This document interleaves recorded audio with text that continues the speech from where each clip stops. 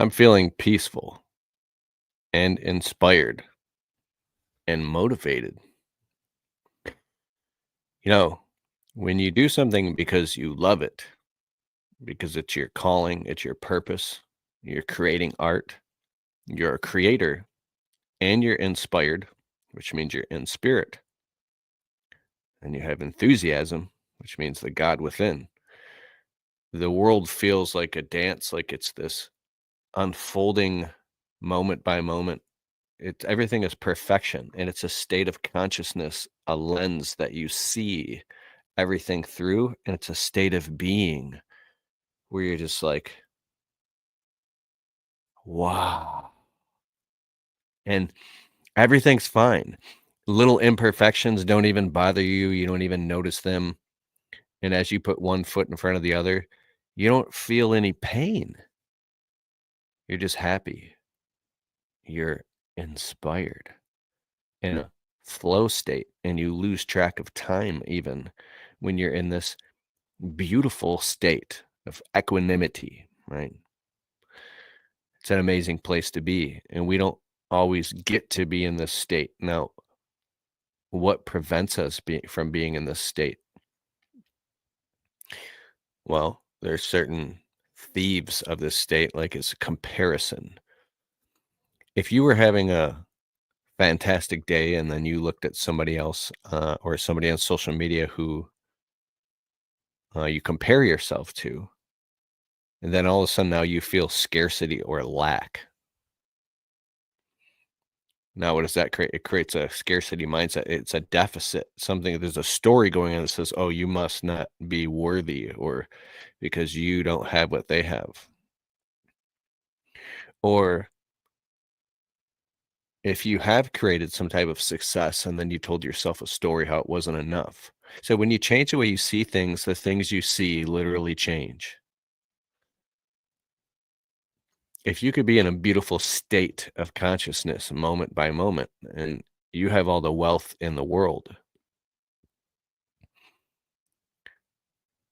And when you're in a beautiful state of consciousness and you have peace flowing through you, you're in a flow state, you're not in a forceful state, you're in a place of power, then every cell in your body relaxes and just floats.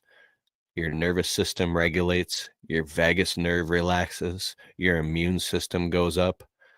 Imagine a beach ball that you're holding down underneath the water and you're struggling, and you finally get so exhausted you just let go. What does the beach ball do? It floats up and pops up to the surface. It just floats on top. Why? Because that's its natural state. So with each breath in and out, everything is great. Let's say you wanted to, I don't know, get out in the sun and work and get a tan. And you all of a sudden became aware, if you're a white guy like me, how pale you are. Oh my God, I need to get a tan. Or if you want to go to the gym and work out, you become obsessed with it and you take your shirt off and you realize that your body isn't, you don't have perfect ripped abs. So you start comparing yourself or beating yourself up. It's like, what if you say, what if God made me perfect just the way that I am and I'm here to create and serve? There's this feeling, it's a feeling of being rushed. That feeling, if I could quantify one of the most stressful feelings of all, it's the feeling of the real people who have done this to you and the repetitive voices in your head that are saying, hurry up, move faster. You're not moving fast enough. You need to move faster. You need to get it done. Why? So it can be perfect. Why? So you can make more money. So you can what? And avoid when you ask yourself the deeper questions to these things, it always goes back to some type of lack or some type of suffering. So human beings were fascinating how we cause our own suffering and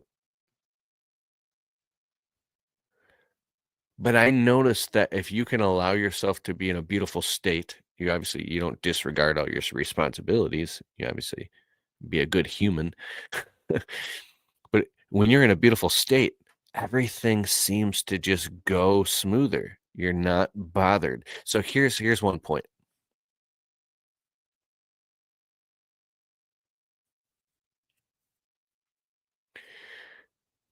If you are upset and you come home from work and you walk into the house and you're so on edge,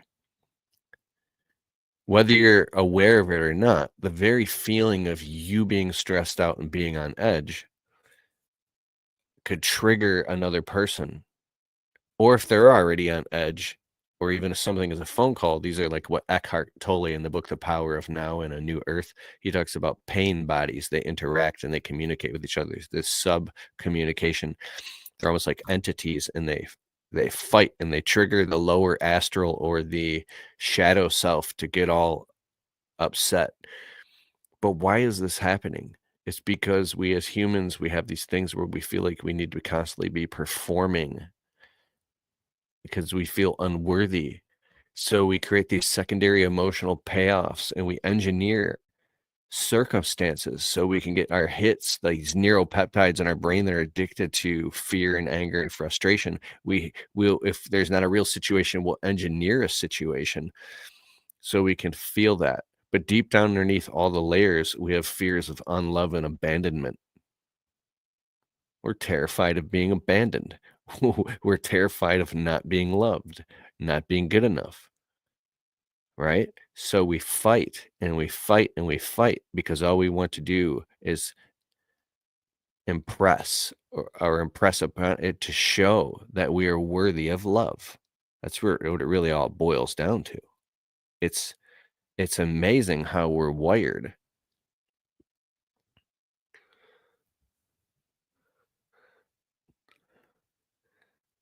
I bet you tons of people are coming and watching this and like, this isn't gonna get me. This isn't gonna get me the Bugatti. The Bugatti, so I'm out of here. Bugatti. Bugatti. People are gonna be laying in their own coffin in a freaking tuxedo in a coffin, shaking. Bugatti. Bugatti. I want a Bugatti. I want the Bugatti. We've been lied to. we've been shafted so hard, and we all did it to ourselves. We're literally 25,000 years behind in spiritual evolution.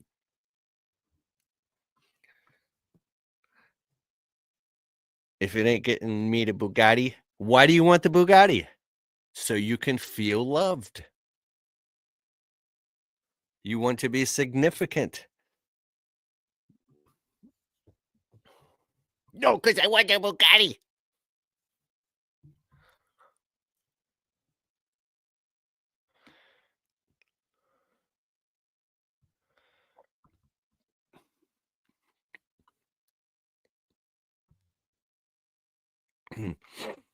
A lot of people are rich physically, but poor mentally.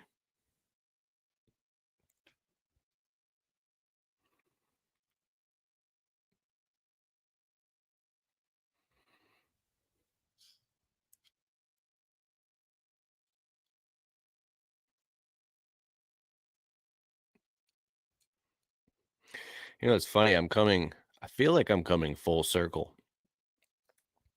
Like I've climbed a mountain and I went and I was able to look and see what was on the other side. And I was like, whoa, this is not what I thought it was. This is all just a bunch of pain and suffering. I kind of liked it over here in the green pastures where I could just be me and be a creator.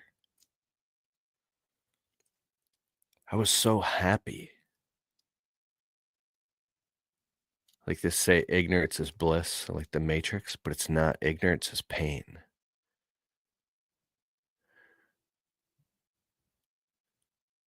Here's my point. If you build something, build it consciously and know why you're building it.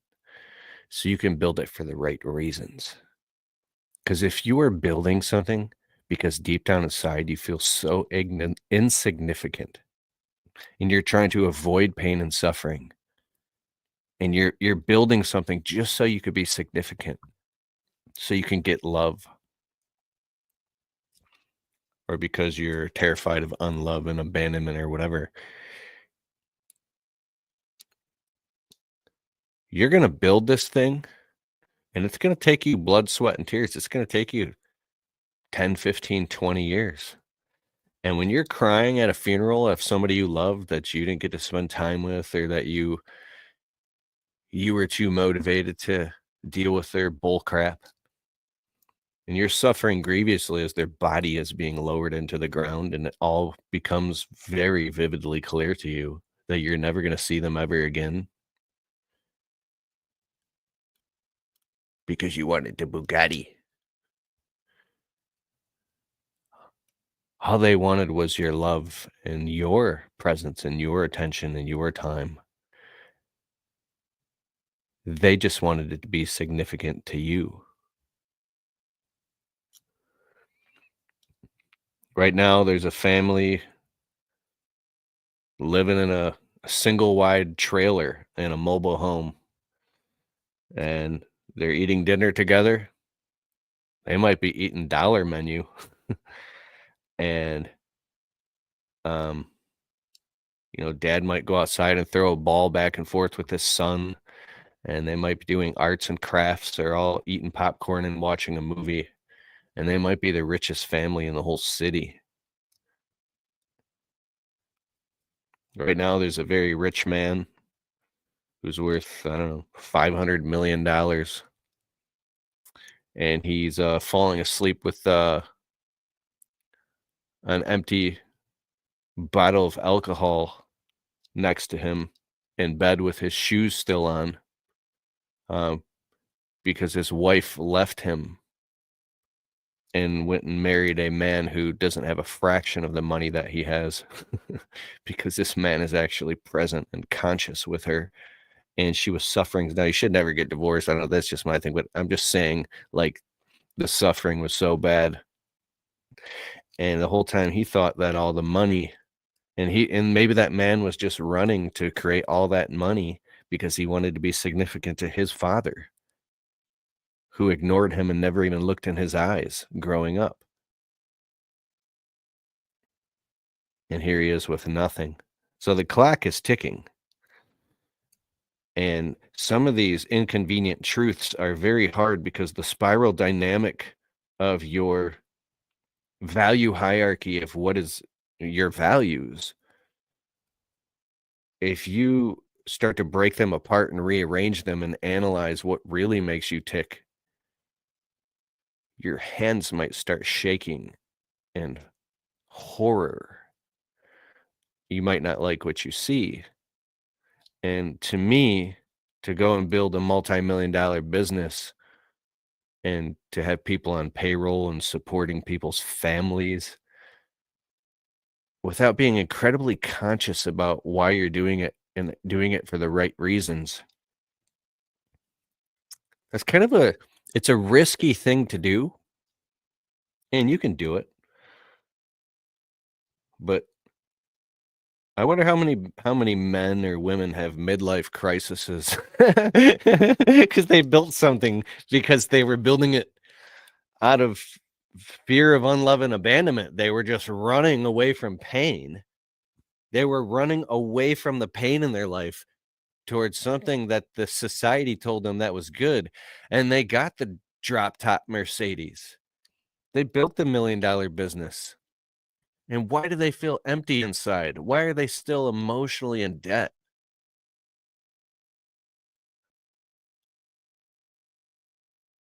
Don't let it take a funeral or a trip to a rehab or a midlife crisis to wake up to stuff like this. Herman Albert just said, if you build it, will come. Money does not make you happy, it only makes you comfortable. Take time for family. You only have one set. I love that. Jay, baby, what's up? Oh, starting a landscaping business in Metro Detroit. I'm excited for you. T says amen. Teed out. Keith putting us on game. Sick with it. Gregory Pearson. Why is business so slow so far for spring work? I don't know the answer. It might be slow where you're at. It's weird how that works. Why is business slow for you? But if you could take a discerning blade and cut through to the truth and ask yourself what percentage of it is you and what percentage of it is the economics, what do you and what don't you have control over it? God grant me the serenity to, what is it, accept the things I cannot change, to change the things I can, and the wisdom to know the difference. Because Gregory Pearson, brother, for all of the right advice might be the wrong advice for you. But I wish that you, brother, are so busy in your business and you're making so much money hand over fist and you don't even know why it's happening, that you have brothers asking you, how are you making so much money? And instead of you saying, it's because I'm so smart, you actually humbly say, I don't know why. I'm just very blessed and all this money keeps coming and it won't stop coming. I don't know. I'm just humble enough to say I don't know.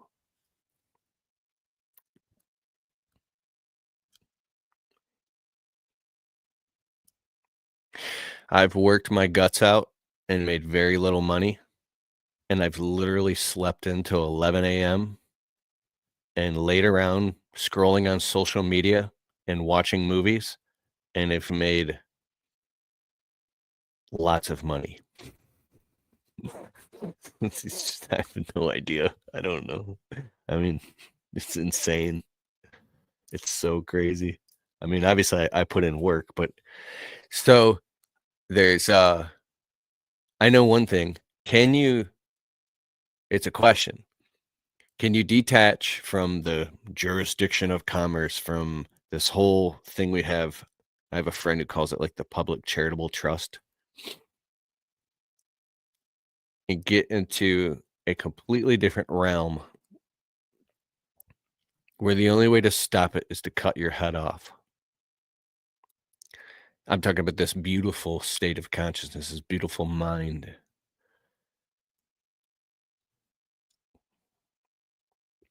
Where nobody can take it from you. If you've read the book Man's Search for Meaning by Dr. Viktor Frankl, you'll know what I mean. It's an inner candle flame that never flickers.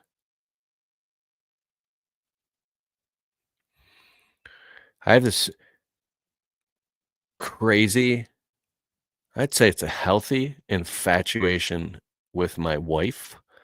We've been together, like, we've had 15 Valentine's days.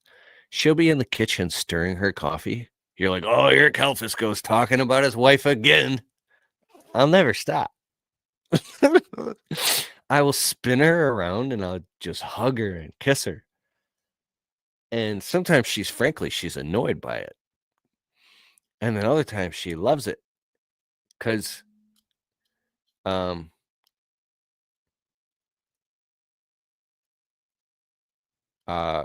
call and text my sisters. I call my aunts and my uncles, and I understand so.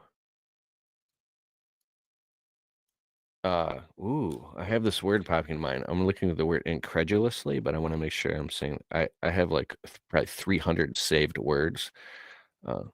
Incredulously meaning. Here's the definition of incredulously: in a manner indicating disbelief. Oh, unwilling to admit or accept what is offered as true. Because I was thinking the opposite is like more like incredible. Basically, I really understand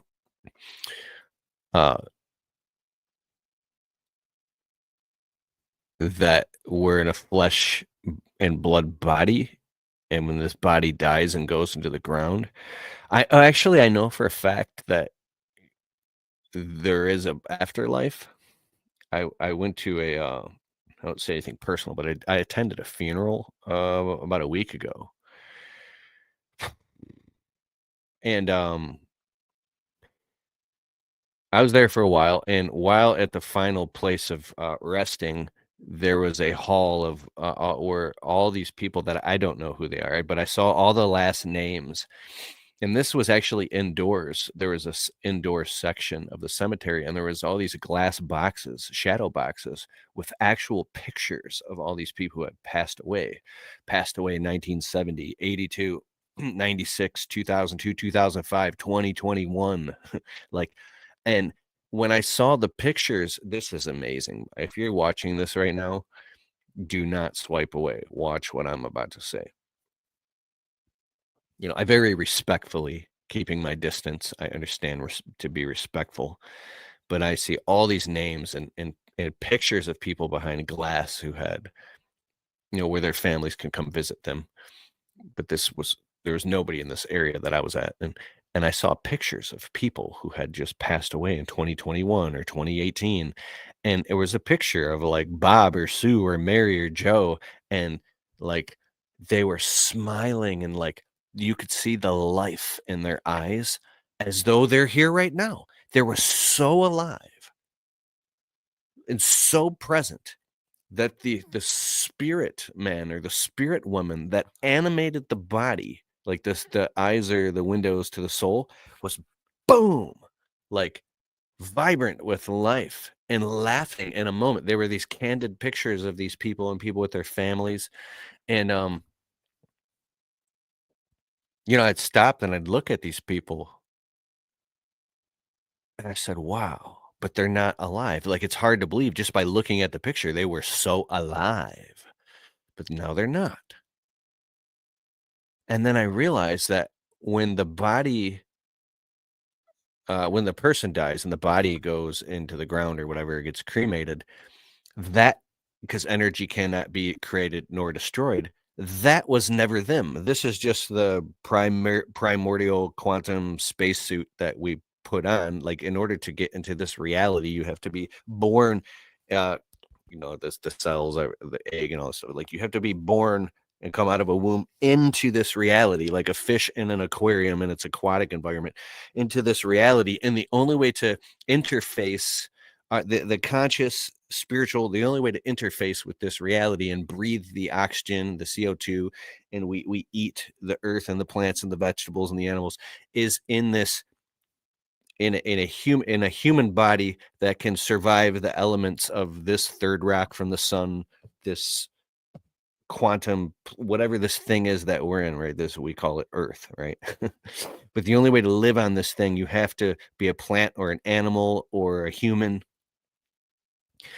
But this thing in my eyes that's animating me right now, that's making me alive, and like there's a conscious chooser behind all of this, that I'm observing this happening right now. I'm like, and then I look at, like, I'm totally sober, by the way.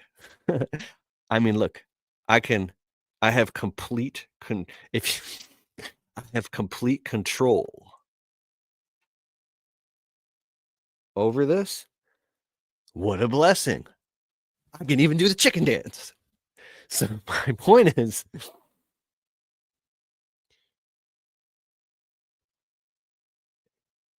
and we go around beating ourselves up because we don't have a Cadillac Escalade, or because, like, we compare ourselves to other. It's crazy how much, how this beautiful miracle that we're in and that we have, and we kind of know why we're here, and that's,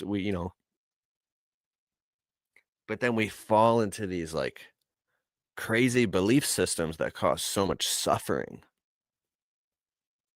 It's truly fascinating. Let me read some of these comments. Scott Dorn says, some things you can't control, but I'm not going to be full of regret when my time is up. Keep the faith. Very wise. Gregory Pearson says, I can put these here. Gregory Pearson says, a friend that owns a landscaping company says people are worried about spending money due to the economy. That's true. But there's this saying, upper middle class and wealthy people will always spend money. They always spend money on luxury stuff. no matter what the economy is, they're always spending money.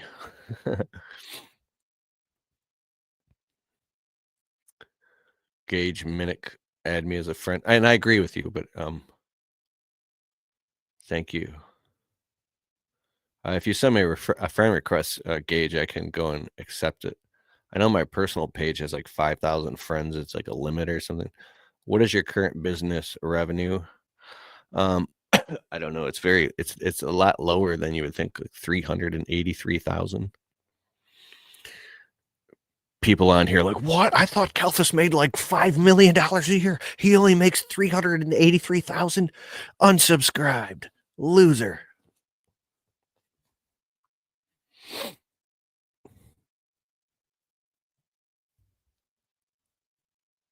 Burpees giant. Bro, you motivate me to actually work out and do burpees. Thank you. What up, dog? He says, I'm going to get ready to watch Kings game. Just wanted to say God bless. Thanks for everything, bro. Oh, man, that's awesome. The talk is real deep right now. Della Rosa Landscaping. Antoine. Did I say Antoine? Is that how I say your name? Johnson? Programming. Bro, I watched the stuff that your posts on Facebook. There was like an entire year. I hope I'm pronouncing your name right, Antoine Johnson. Am I saying it right? Okay. It's crazy. For like a year, a lot of the stuff you were posting on Facebook was in a line, kind of like with what I was thinking about or going through, and you would post these profoundly wise things. And I was like, wow, like we are on the same page with a lot of things and a lot of things that you are awake to or we're waking up to. And I really appreciate you. And you have, um, I don't know, we're just on a similar path. I was actually going to make this observation and compliment you, like, yeah, man, you really get it. But would that be just my ego saying, yeah, I really get it? You know what I'm saying? Anyways,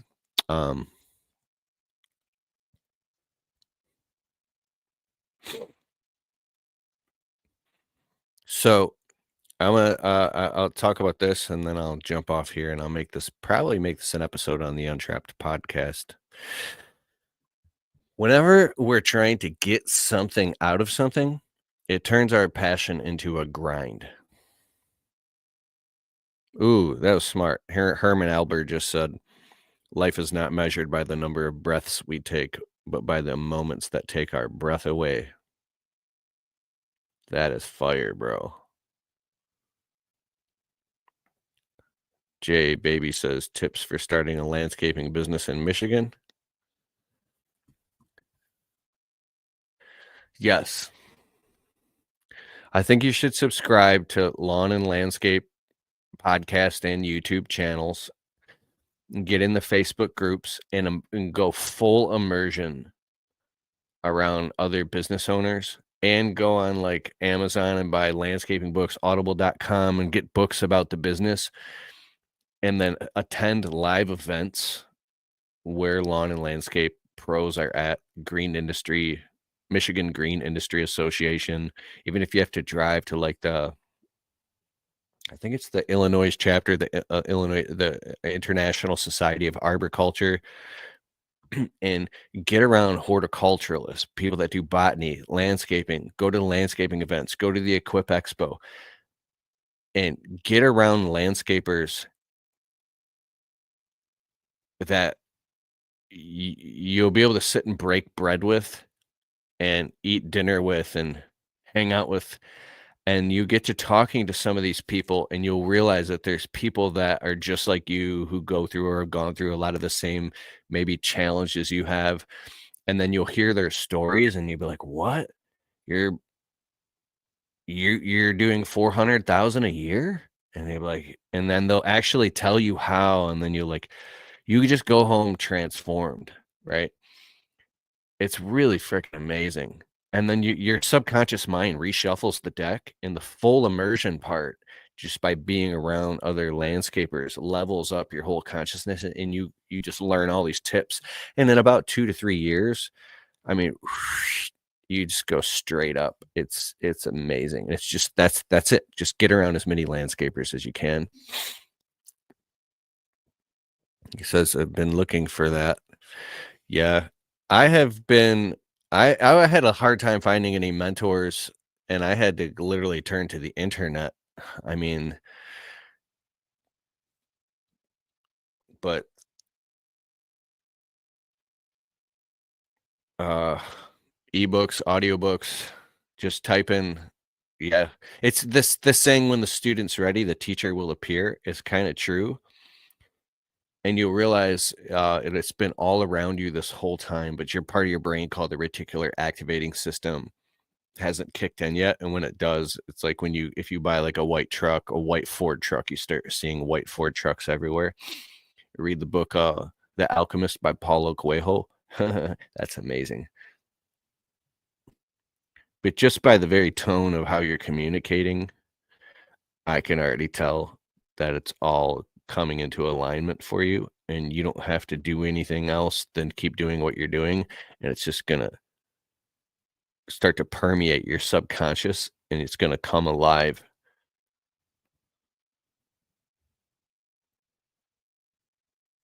That's awesome. It says Fin Flow Dolphin. Advice for a 12-year-old that has started a business with window cleaning and other household tasks. That's amazing. Just keep doing it. And I wish I would have started a business that age. I think when I was 14 or 15, I went and bought a scrubber and a squeegee because we do window cleaning. And I actually wanted to start a window cleaning business, and I tried like knocking on a few doors, and then I just kind of gave up and I went back to my normal job because I think I had 2 jobs when I was 14. And then I didn't actually start my actual service business until I was 27. So whenever I hear like freaking teenagers starting businesses, I was like, and they're like, how do I start like that like Gary Vaynerchuk says, he says something that's when you should be take the most amount of chances because you can mess up for a decade and wake up and you're like only 27 and you're still young. And here's another thing that I'm learning. I just turned 42 a few weeks ago. I went through this phase because I have gray in my beard now, and I was like, I started feeling like, oh my gosh, I'm old now. I'm old. What the fuck? Bro, I could take off running and sprint full speed around my whole block. I could do burpees, pushies, push-ups, jumping jacks, freaking power bike workout. I feel healthier now and more consciously like my mind body experience and my spirit than I've ever felt in my entire life. So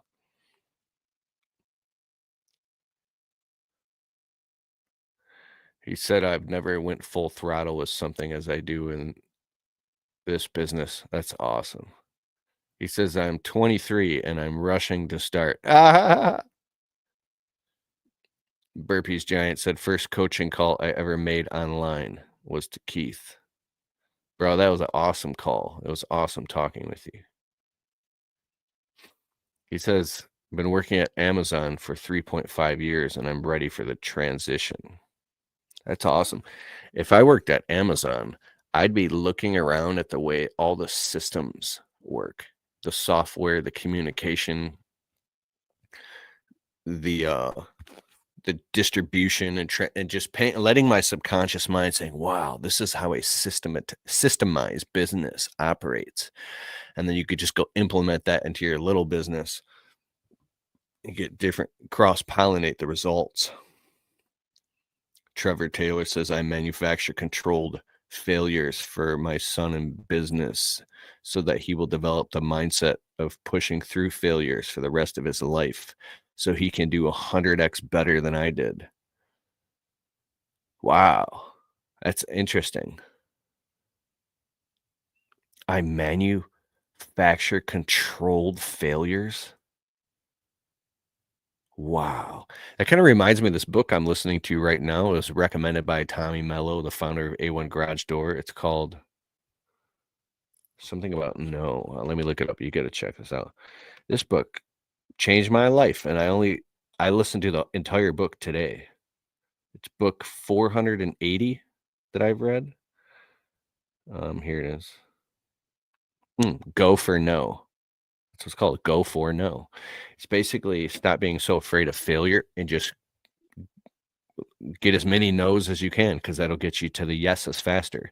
And if you're afraid of something, go do it more often, right? And stop being so afraid and get used to it. And then it won't bother you anymore. You won't be afraid of all the rejection, right? Because we hate to be rejected. Absolutely a blessing. Thank you and thank you. I'm in this one. Keith, you're the frickin' man. I'm a lawn and landscaper in Metro Detroit. Metro Detroit. That's awesome, brother. Much honor and respect to you as well. And I hope to shake your hand one day, brother. And I understand you clearly. And I respect you. I like that. All right. Well, it's been a fantastic evening. Oh, yeah, I wanted to say one last thing.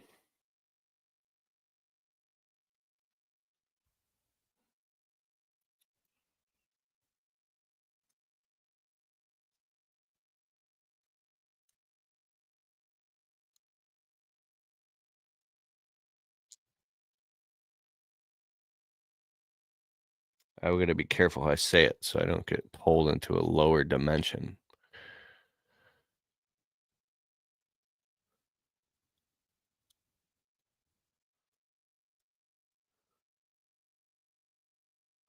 Here you go.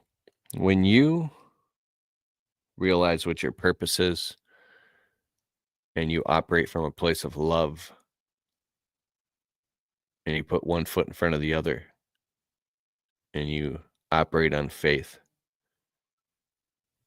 you can do amazing things. But if you allow yourself to be rushed for the wrong reasons, compare yourself to other people and tell yourself if you had what they have, you'd be happier or people would love you more. It's actually a lie. So you have to catch yourself if you're telling yourself a lie, and you have to challenge that lie.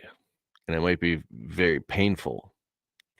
Because I know you want more, I know you want success, and I know you want money and you want the Bugatti and all that stuff. But if you wrap your identity in that stuff,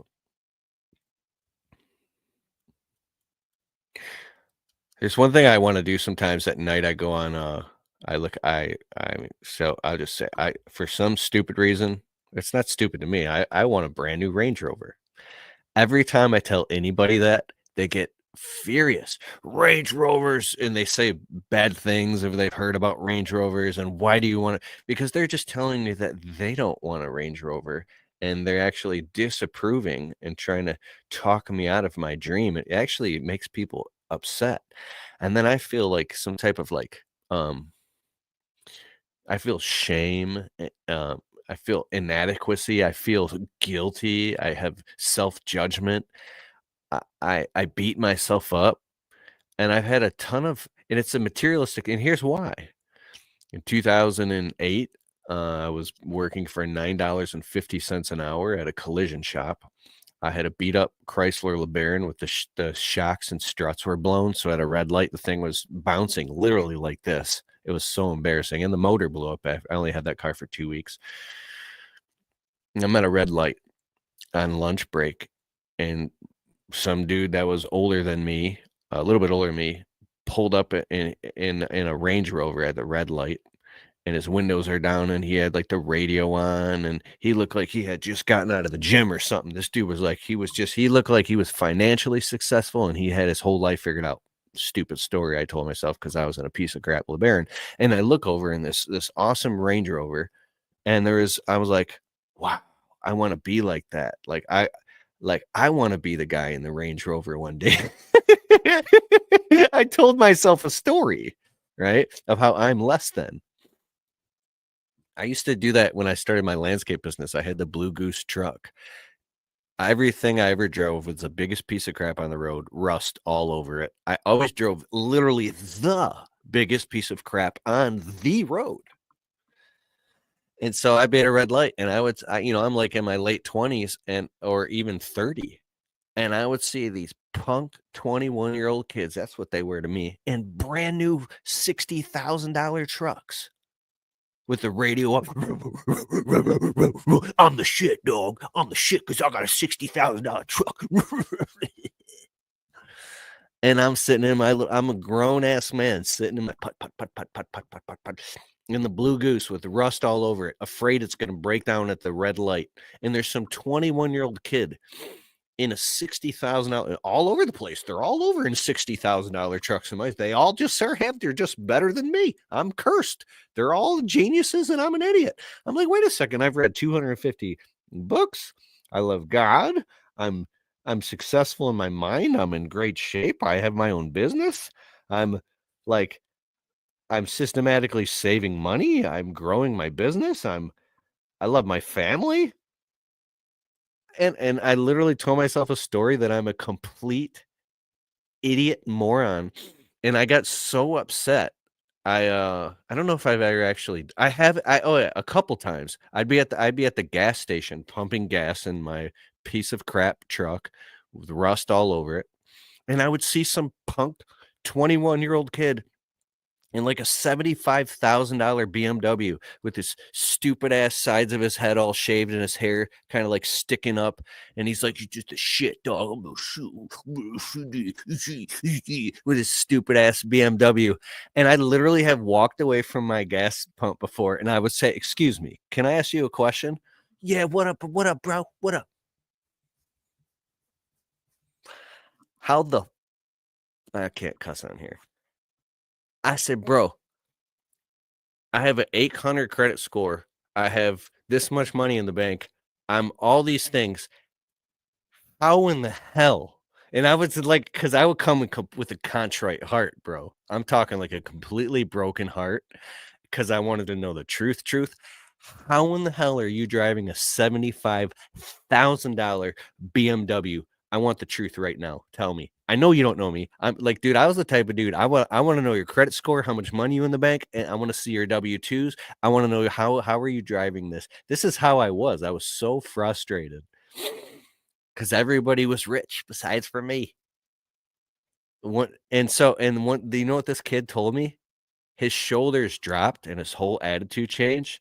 He said, "I live with my mom and dad, and my dad owns a business, and he co-signed for it, and he pays for the insurance, and all I got to do is just make the car payment, and the car is so expensive that um I literally like work at my dad's business, and I'm broke, and because this car is so expensive, but I look cool to my friends."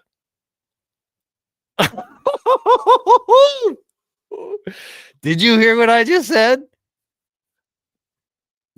Because I was so present when I asked. Yeah, exactly. That was great. All right, I'll tell you another secret because Jay Baby's on here laughing. Oh, no, Brian Tracy is a motivational speaker. He said something one time. He's a motivational speaker for like the 70s, 80s, and 90s. He's still alive today, but I listened to all his stuff growing up. He taught me wise. He said a young guy gets out of high school. First thing he does is he's able to get a brand new drop top Mustang so he can impress the girls. And he ends up that habit, it rolls him into a lifetime of debt and struggling. And I thought about something like that. I was like, wow, because I could go right now. And go get the brand new Range Rover tomorrow morning. I could literally go sign and drive. And it would be the stupidest financial thing that I could do because nobody would care. Nobody would care that I had a Range Rover. Actually, because I make YouTube videos, it would probably actually make me more successful and make me more money because people would see that I have a Range Rover. Like, oh, wow, Keith must be making money. I gotta, oh my God, because we're as a society. So I keep it with the Joneses. All right. So what was I gonna say? Ah, it was so good.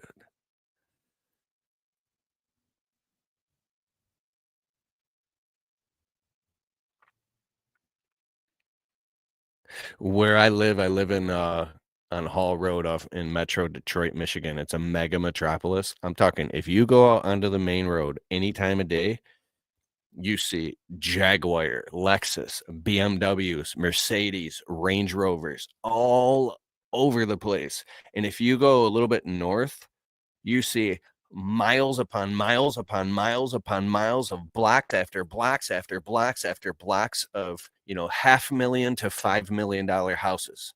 Like I'm talking, there's so much money and so many people with so much money that if you're not in the right mindset, you could literally get yourself worked up and be like, and you see like young people that are in their 20s driving $100,000 cars. Like I was literally just driving yesterday. I was on the phone with my wife. I got a brand new truck. I have a really nice truck. I was like at a red light in like $150,000 Porsche. I don't know. It was like a Carrera GT with like a fin on it was a Porsche turbo. It was one of the really nice, expensive Porsches, like a dream car. And there was like these two kids in their 20s with the radio up, like having a good time in a brand new Porsche. And I was like, what? And I wanted to ask, how are you driving that car right now? Do you have money put aside into like a Roth IRA? Are you systematically saving for retirement? Are you putting money into cash flow producing assets that will stuff like that, I have no idea.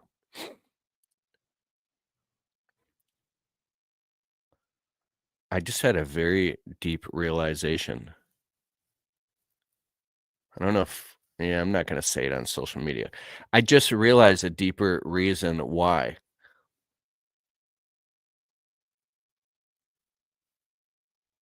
Yeah, I'm not gonna say it on social media. I wish I it would be okay if I did, but I don't think I should because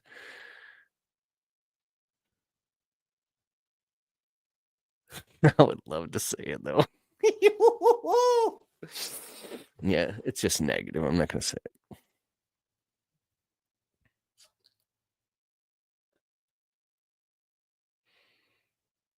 But here's my hope. I'm rooting for the underdog. I love to watch the person who grew up dirt poor eating ramen noodles.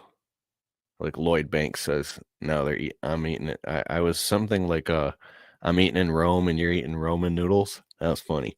Um, but to go from the underdog, the person who grew up in a toxic, freaking traumatized, you know, life of being just like dirt poor with no role models to then get a grip and figure it out and go build a beautiful life and give to the world what they've been denied. So if you want to know what your purpose is, you could start out by giving to the world what you've been denied. And number one, it's a quality of presence.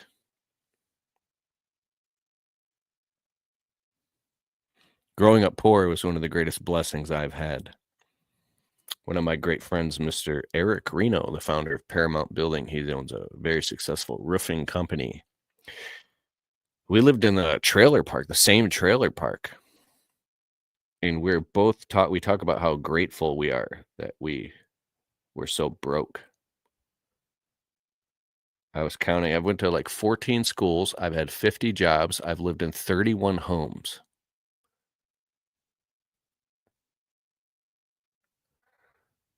Um, my little sister came home. She was at the movies with my cousin and my beautiful mother.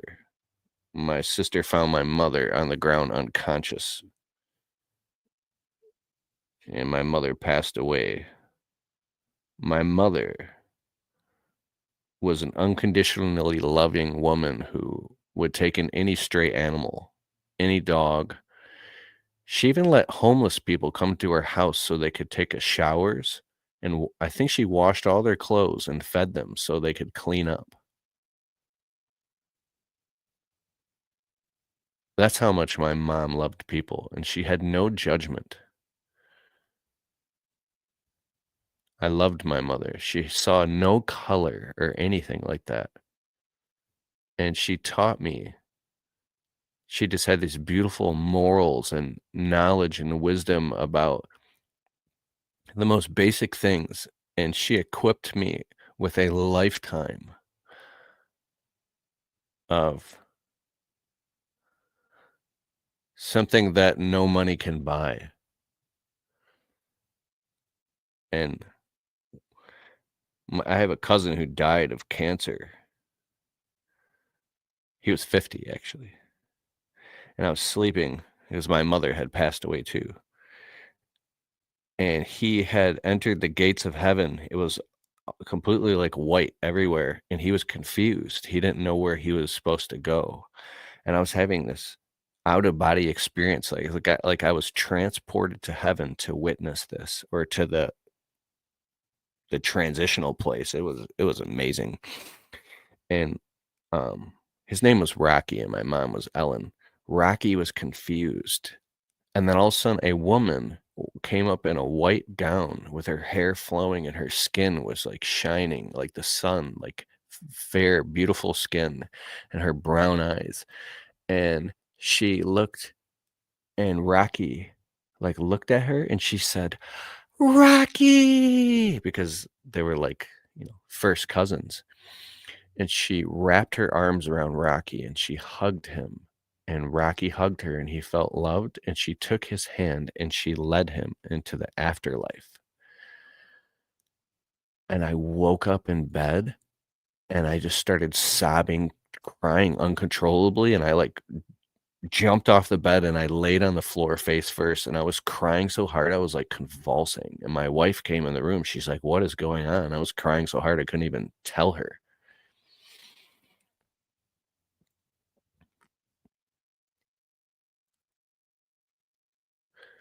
I think about things like this. Where were we before we were born?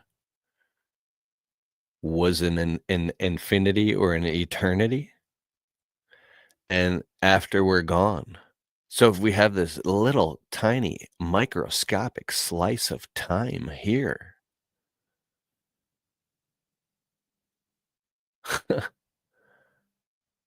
it's already gone. So I experienced this like grieving for my wife, and there's nothing to even grieve of yet.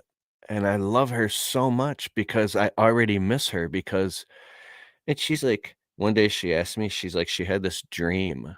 Well, I won't get into her dreams. I want to honor her. But basically, she says, "Do you love me?" I'm like, "Of course." She goes, "Do you love me like forever?" I'm like, "Yeah, forever, like infinity." She's like, "Well, do you think that we're going to be together in the afterlife?" I'm like, "Well, wait, I'm not qualified to even know that." Apparently, I've heard that like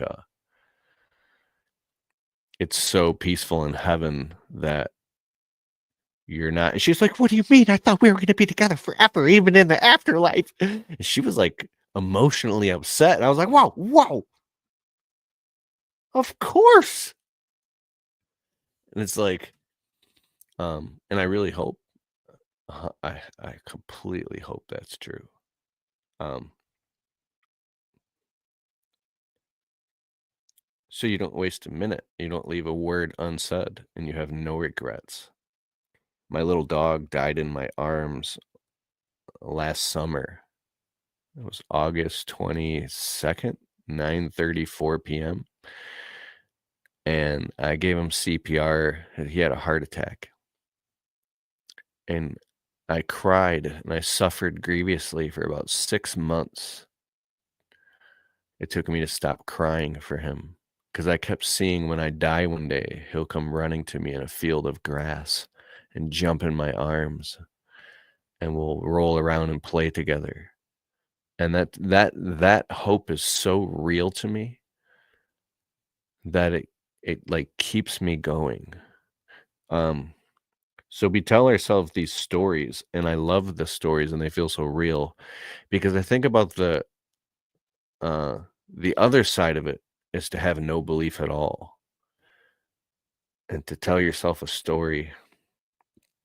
I have one of my best friends drank himself to death, and he used to say, "When you die, you just take a big dirt nap."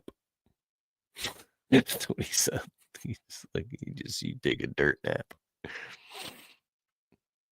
He used to say a lot of crazy stuff, man. Anyways, let me get to some of these comments. Jim Rohn, Les Brown, Ed Milet, Outwitting the Devil by Napoleon Hill, Difficult Conversations, Wild at Heart. Yes, those are all great books. Sean S., Seth Harcrow, Anthony Schilling.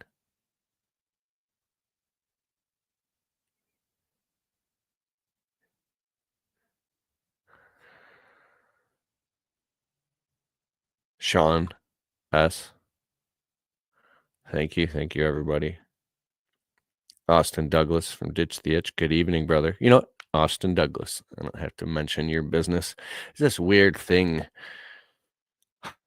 I just speak to you as men, not talk about business constantly. Hey, new guy here. What's the topic? What's up, Eric Lambert? Dude, don't think about eternity. It'll bring on an aneurysm. Well, I think about it often. Till death do us part. That's amazing. Dang, bro, that's my birthday. So, Tommy Lee Houston, videos are inspiring. Thank you, and you're welcome. I realize my fear of unlove and abandonment made me keep my wife's all my in-laws' family at arm's length for years. These people loved me. They loved me. My mother-in-law looks at me like I'm her son, right? I'm Uncle Keith. Everybody loves me, right? But I kept these people at arm's length because I was always terrified that at any moment their love for me was directly related to how my wife felt about me moment to moment.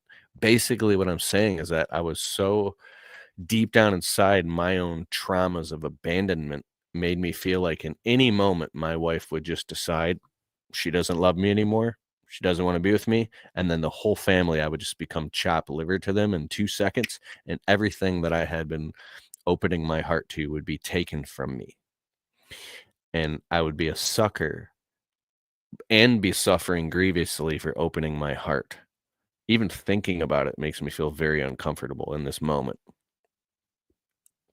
And I had to take a a hard look at myself and go into deep reflection.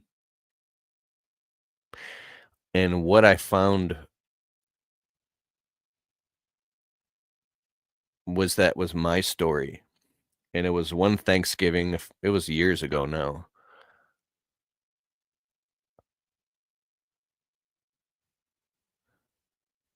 I realized basically that there was no place I'd rather be. And I walked into family dinner with my wife's family, who's my family, with a whole new attitude.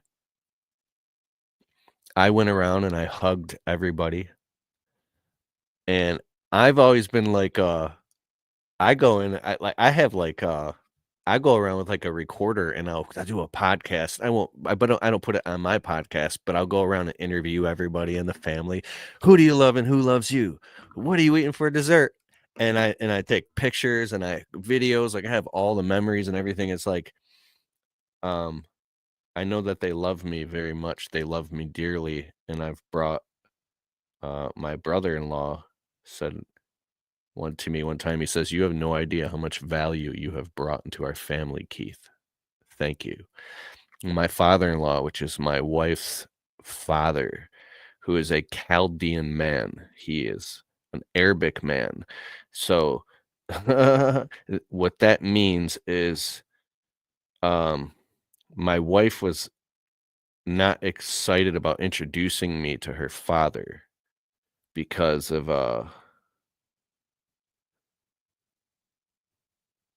you know, you just don't, how can I say this? Their culture is a little bit different. Um, anyways, my father-in-law says, "Keith, I love you so much, son, son." He goes, "Do you know how like happy I am that you're married to my daughter?" I couldn't. He's like, he's so happy. He's like, I don't have to worry about anything. To hear that from my wife's father, worth $1 billion, more than $1 billion. You can't put a price on that. Those type of validations to me, when my brother-in-law told me like kind of the same thing. We were at the barbecue grill. I started crying. He's really tall, and I hugged him and I collapsed into like his armpit, and I was laughing and crying at the same time because for the first time in my life, and for working my guts out for 20 years, just wanting to be in love and being terrified I would be abandoned, I actually had the love and respect and honor of other men, and it was real. And to have other men turn to me and call me for advice, and to have my friends that I look at like are my brothers to call me when they're going through dark things they need help with, and to tell me that they trust me and they depend on me and they look up to me. Um, and to have men tell me that they did not commit suicide because they've watched my videos.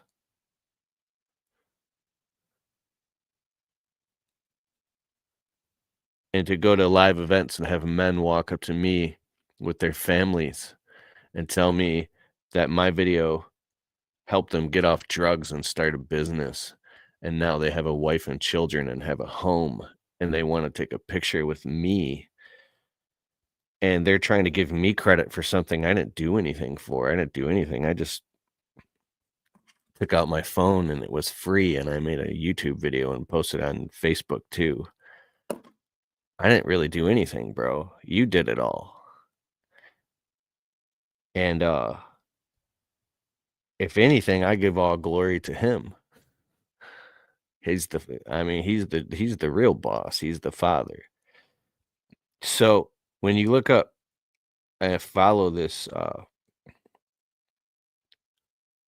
well, it's the Father, the Son, and the Holy Spirit. I follow this guy named Jesus Christ, dude. You got to learn about this guy, dude. Oh, here we go. 1 second.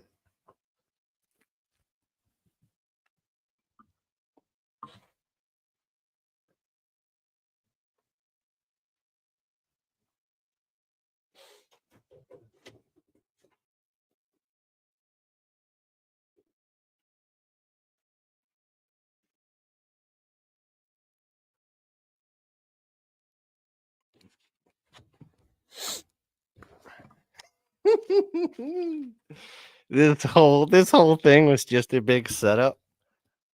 It was just a big setup. I was just trying to get you roped in and get you to let your guard down. Oh, it was my sneaky Jesus strategy.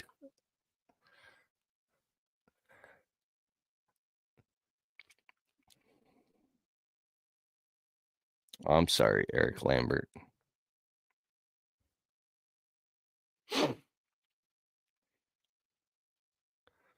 What is somebody posting?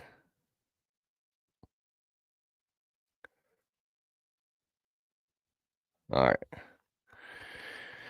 These mini Bibles are amazing.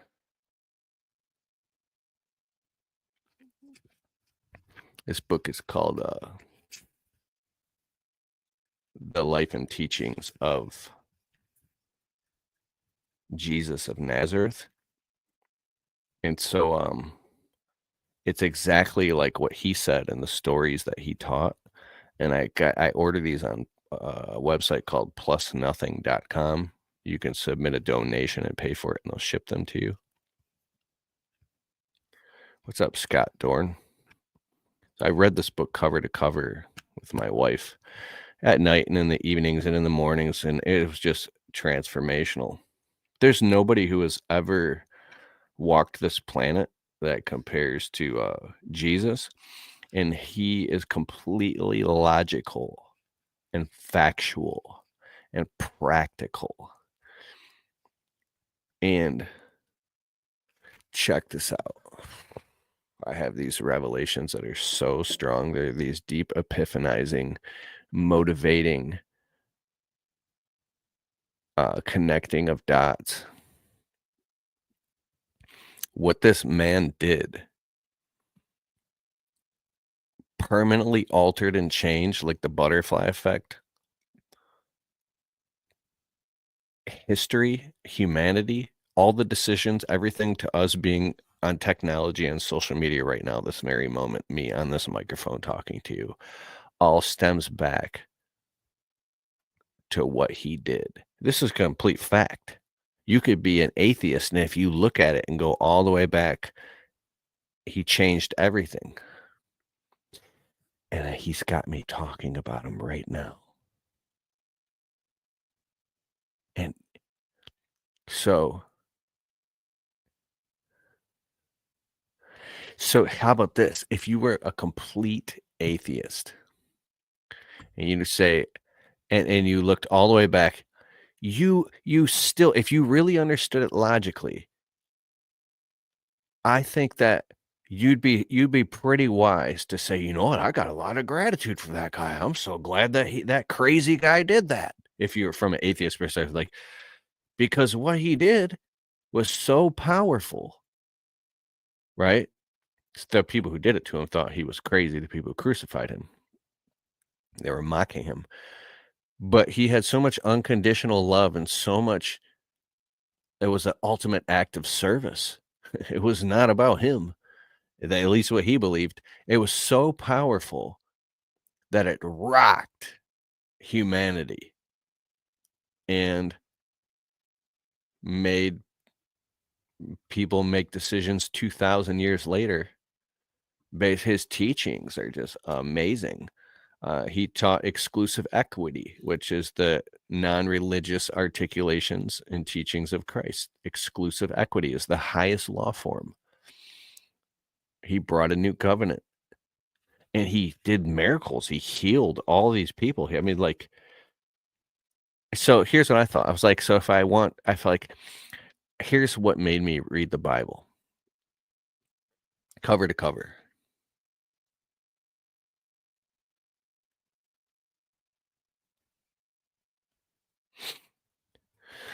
I said, if I'm so obsessed with success and conscious development, and I've read 479 books, and I'm always reading and listening to audiobooks.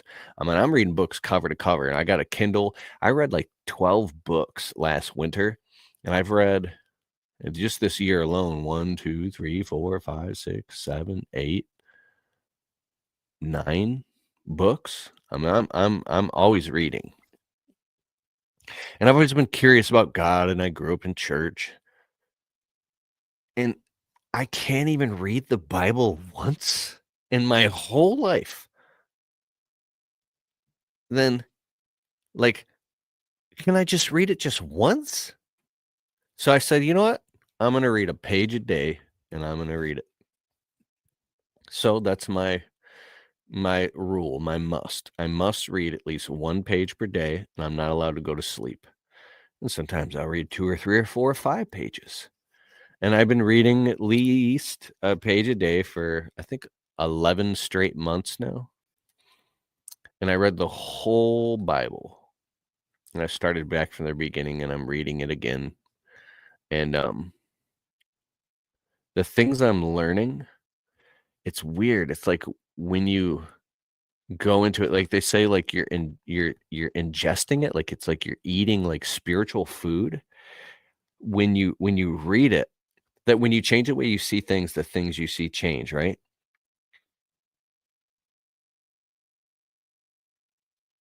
You almost have to like take a little leap of faith and just try it as an experiment. And then when you do and you say, you know, I'm just going to read this, I'm going to try this prayer thing. Let me try it. But here's the trick. Prayer is a spiritual technology. People run to God and they pray when they're going through hell. And when thinking, oh God, please get me out of this quicksand I got myself in, and I promise I'll never do that again, or whatever. The scary thing is when God actually comes through or he reveals himself to you in ways that are like, there's no way that was a fluke. And then your mind starts playing tricks on you, goes, no, that was a coincidence. And then God does something again that's supernatural that you're like, no way. And then he does something again, and then again and again and again. And now you have like this stack of undeniable proof, and you feel like a crazy person. And you're like, and then you go online and you see these incredibly successful people who also believe in God. So wait a second.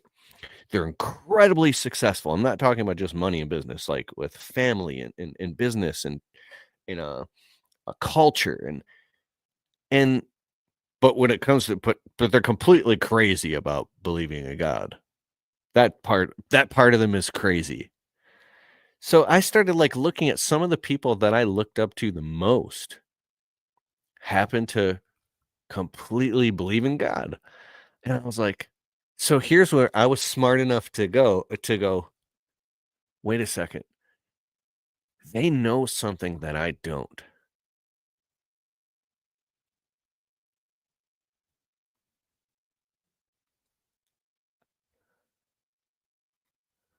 Ooh, look at this. Book of Proverbs. We got Larry Bird. I've only read Matthew, Mark, Genesis, and Exodus. I'm getting there. Pray for me.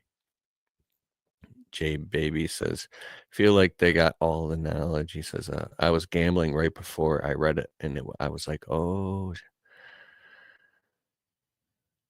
Yard Transformations LLC. If you have a broken arm, you would let a surgeon open you up to fix it. Why wouldn't you let Jesus work on your broken heart? Oh.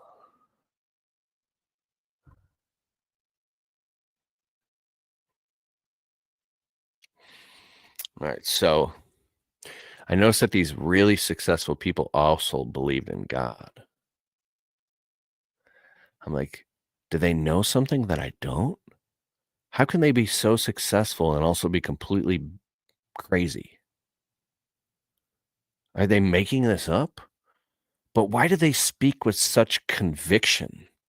Because if you go and you watch like Isaiah Saldivar or Alexander Pagani, go on Instagram and type in Alexander Pagani. Actually, you would have to go back to some of his older stuff or just watch full sermons because you might not understand. You'll just see some guy who's really passionate, like raising his voice, might get confused. Um, so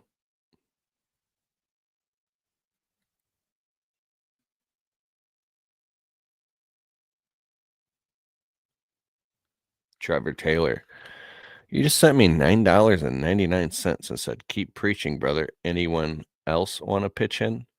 I just felt led to. Thanks for all you do. I love it. Thank you for sending me $10. I appreciate that. That's amazing.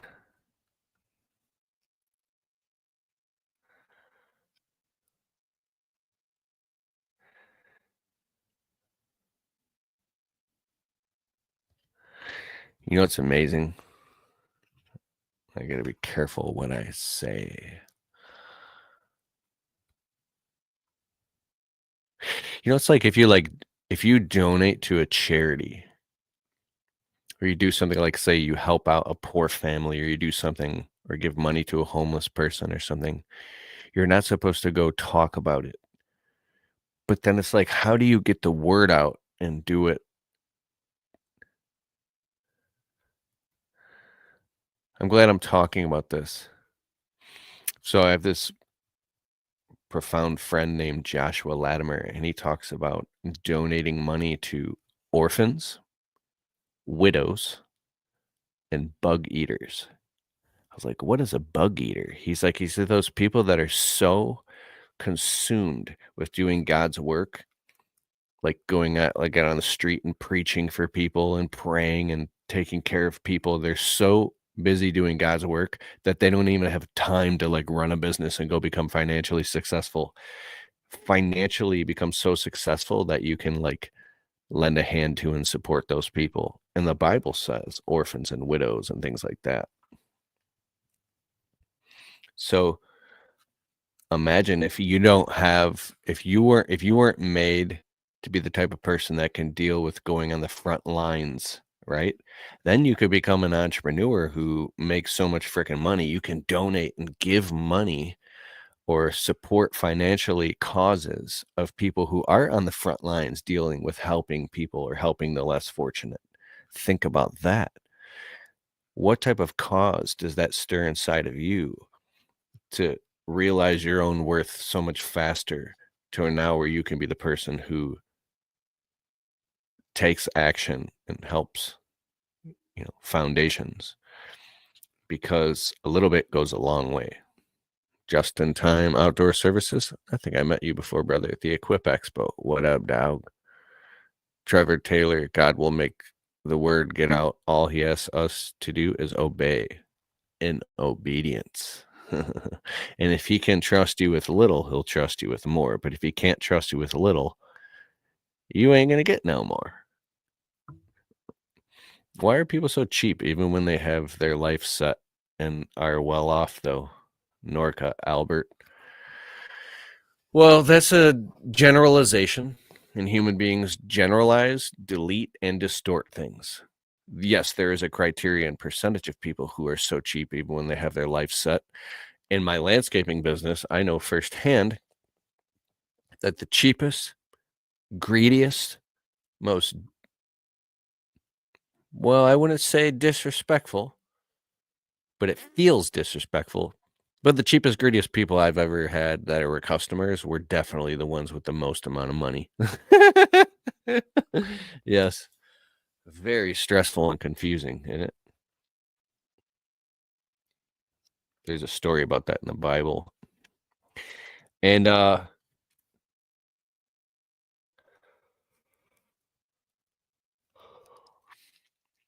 one thing that made me really realize my worth and raise my prices in my landscaping business, I'll never stop saying this, at least as long as I'm doing this.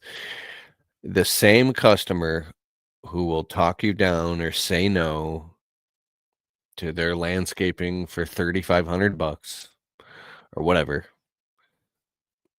$350, whatever the price is that makes you feel like, yes, like this is what I need to be getting paid. And they'll be so cheap with you. That very same night, they'll literally go to the car lot that evening and they'll go pick up their brand new $100,000 BMW. That weekend, they'll be purchasing plane tickets to go to Bora Bora, and they'll be buying a $35,000 diamond ring and a brand new big screen TV and a $10,000 leather living room set. And so it's all completely fictional and irrational. And so don't buy it for a second that they're not spending the money with you. It's just they just don't care about that specific thing in that moment. It's strange. And that's why I really think that one of the biggest breakthroughs I've had, first with the window cleaning and then second with the landscaping business, is that what you're really actually selling and providing is a luxury service. So you want to sell luxury services to affluent people who have disposable income.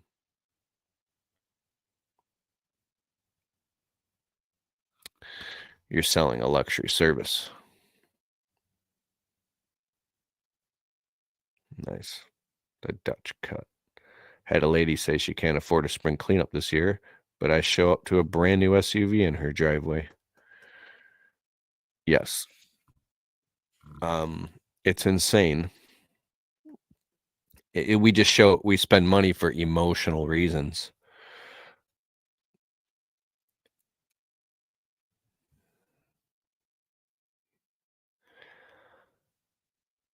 How much do I want to say?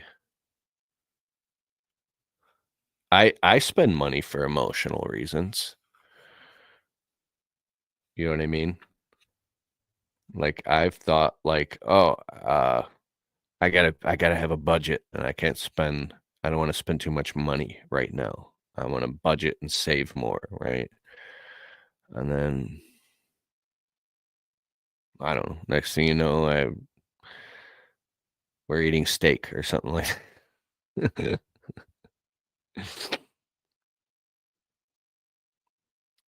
Larry Bird says, Keith, I know a little to nothing about landscaping, but watch your vids because they're really good. I appreciate that, Larry Bird. Wow, Larry Bird, that looks like a picture from back in the day. Back when they used to battle against like the Pistons. That's from the Boston Celtics. Man, that's amazing. Okay, my friends. I'm Keith Kalfas with the Untrapped podcast. I've been making videos on social media. Actually, my whole life I've been making videos, but I started this channel late 2013. We've collectively on social media got 80 million views online because I post so much content. I love to inspire people. I inspire emerging entrepreneurs to start and grow their landscaping business from 0 to 100K with my videos and business building programs. If you want something to listen to while you work, you can go on the Untrapped podcast on all podcast platforms, and we put out 1 to 2 shows per week. We've put out about 300 episodes. We got 850,000 downloads on the Untrapped podcast. You can listen to it while you work. If you like this type of deep inner game talk, I don't normally talk about stuff like this. I have another YouTube channel where I talk about this stuff exclusively, including some Bible studies. It's called I Am Ability. We just crossed 5,000 subscribers over there. That's all the deep stuff that I talk about that, frankly, if I talked to this deep all the time on social media, I don't know, it's just a rabbit hole.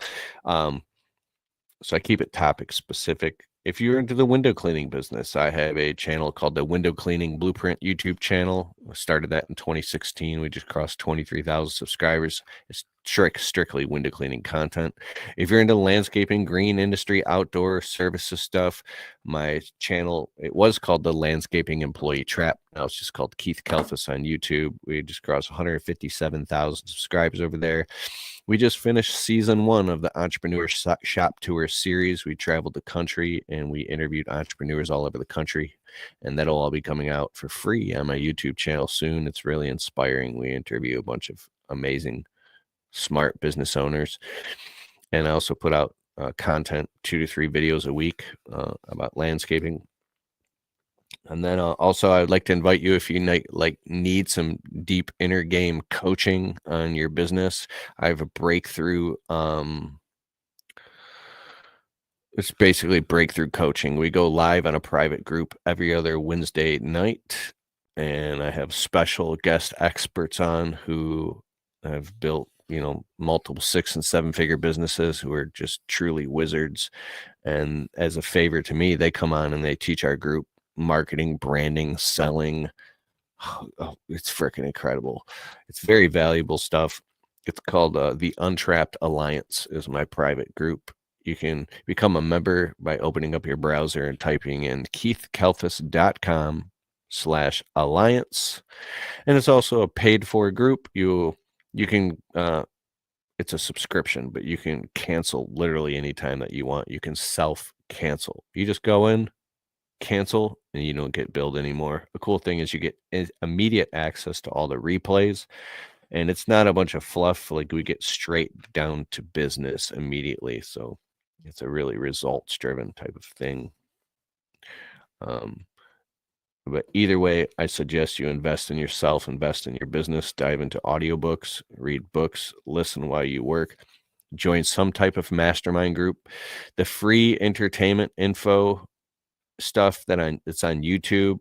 I mean, you can find a lot of stuff on YouTube, but you'll get stuck. The best amount of information that's going to make you more successful faster is the stuff that you pay for. And usually you get what you pay for. So getting to the point where you strictly just pay for information and education and get off of social media and pay for information. There is some really good free stuff out there, but that's when you start getting ahead faster. The people I know that are most successful, or they join, 15, 25, $50,000 mastermind groups, and you're basically paying for who's not in the room, right? Uh, that's how you get ahead faster. And what does get ahead? I don't know. What are you optimizing for? If you want to optimize for amount of lives impacted or souls saved or people brought to Christ, that's a huge thing. What's going on? But if you want to optimize for lots of money, be careful, but you can do that too. You can make lots of money.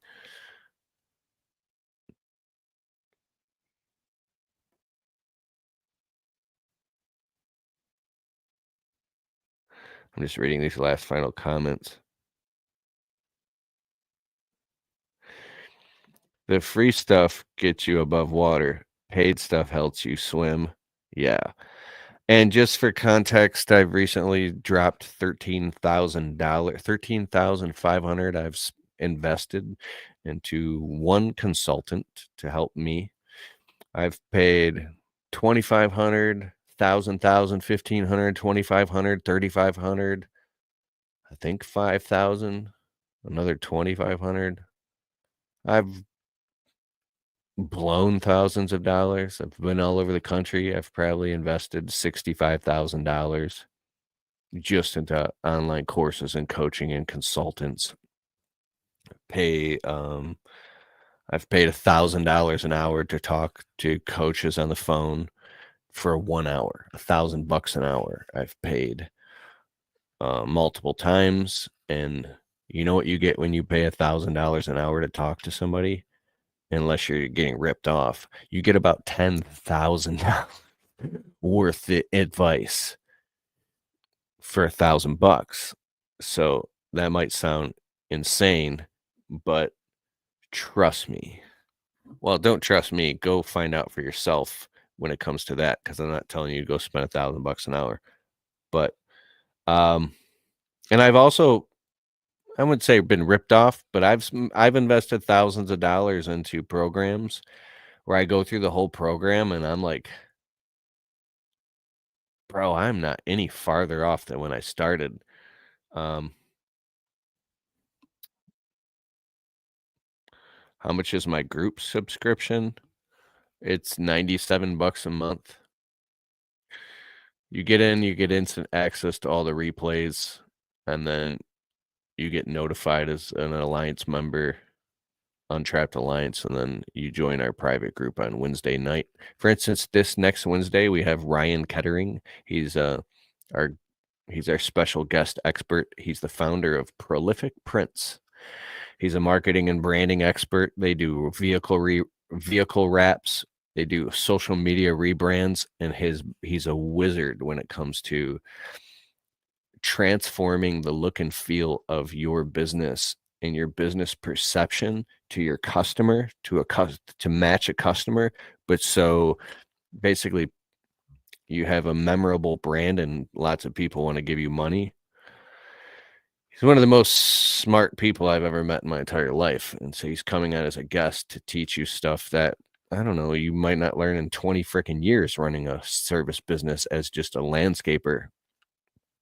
So that's why he's coming on.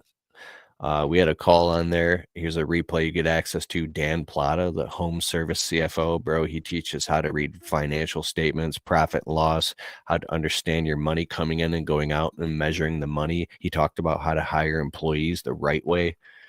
Dude, we've had just amazing people on there. And so it's really good stuff. But if you get in as a member and you don't, I also transcribe all the replays into MP3s so you can download them and listen to them while you work. If you get in and you don't like it, dude, send me an email. I'll give you your money back. I don't need your $97. But my hope is that I just wanted to create something that was truly valuable. And we did. We created the Untrapped Alliance. So it's keithkalfas.com/alliance. Anyways, much honor and respect to you, my friends, and over and out.